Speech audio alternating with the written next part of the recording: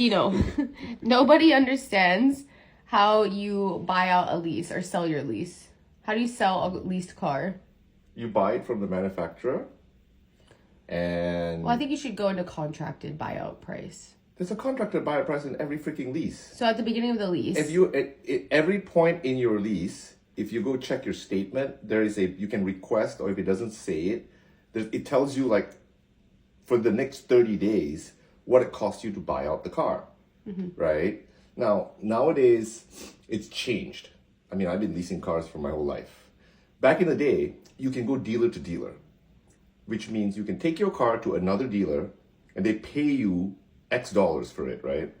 And if your car has has good resale, better than the residual value, like I'll give you an example. I had a M4 years ago, right? My buyout price for the car, 2.5 years into the lease, was like low 60s, right?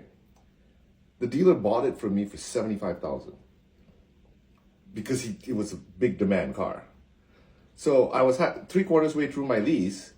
You know, I traded it. I literally like sold it to another dealer, like a luxury dealer, used car dealer.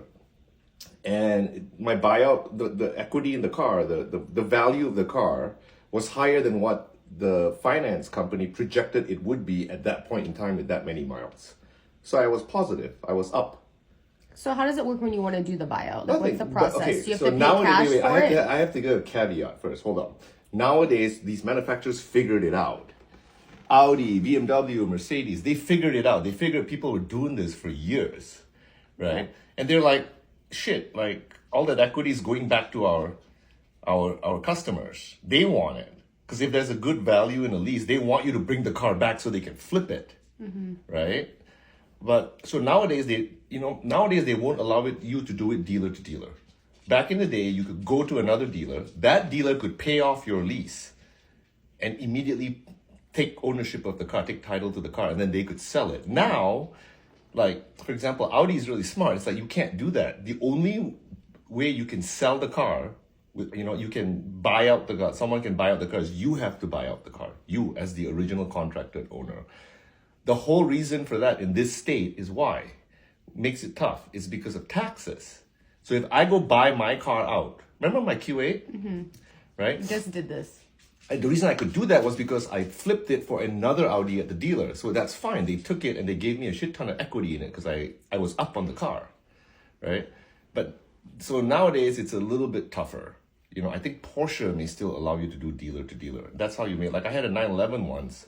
My buyout was something like, I don't know, 70 grand or something like that. Another Porsche dealer traded it, took it from me and paid me 95 grand because it was worth a lot. You see what I mean? Yeah. Nowadays, it's a little bit tougher, but it depends which state you're in also. If you're in a low, sales tax state, it could still pencil. The problem in California is like for example, like your car, right? Say you're a few $1,000s in the money right now, right? Say if you go check your buyout price today, right? It's like $6,000 more than the residual price. Yeah. I mean, the market price is more than the residual price, right? But today you would have to buy that car from BMW and pay them 10% and then flip it. So that reduces that is an extra cost in the car. Right. So we would have, that's the difficulty nowadays. The manufacturers won't let you can't just bring it to another dealer and the dealer pays off your finance company and takes title to the car. They won't let you do that.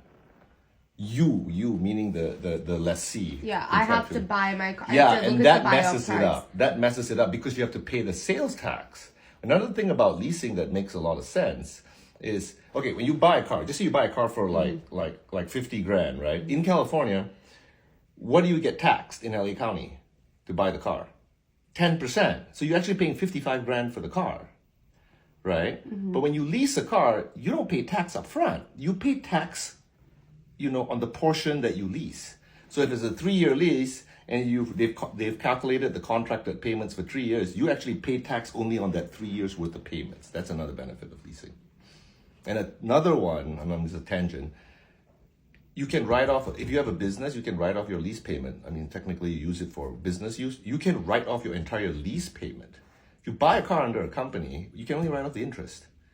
and you have to get the depreciation benefit of it throughout whatever the depreciation schedule is allowed by the IRS for that vehicle, for that class of vehicle, whatever it is. But so how do you buy out the car? Real simple. If anyone has a lease, just go to your statement or go to your financial services online and click on the thing that says buyout quote. They'll quote you.